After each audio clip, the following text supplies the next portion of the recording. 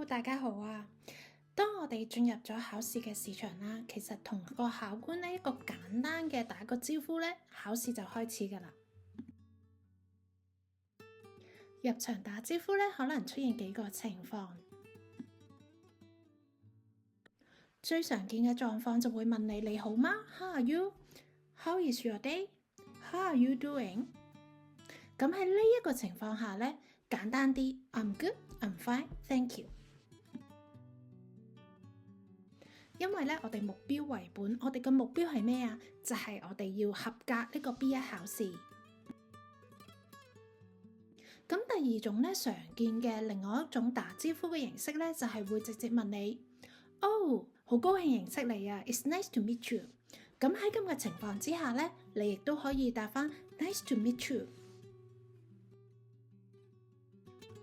咁無論個考官問你 How are you? How is it going? How are you doing? 無論邊一個問法咧，其實佢都係問你好嗎？咁你就可以好 general 答翻佢，哦，我幾好啊 ，I'm good, I'm doing well, thank you。除咗開場白打招呼之外咧，佢亦都會問你叫咩名啦。咁你就答翻佢你叫咩名就 OK 噶啦。咁亦都有機會個考官咧同你吹下水嘅，尤其是英國人咧好中意講天氣。如果佢講話哦 ，it's a nice day today， 或者 it's a windy day today， 咁你可以直接哦 ，yes it is。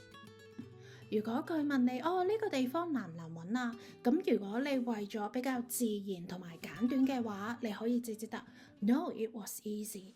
如果你答哦好難揾啊，咁有機會咧令到個考官咧就問你更多關心你嘅問題，咁你就要視乎自己想去管理整個 conversation 個對話發展係發展成點啦。咁基本上打完招呼問咗你個名坐低之後呢，考試就會開始噶啦。希望呢少少嘅資訊能夠幫助到大家，下次再見。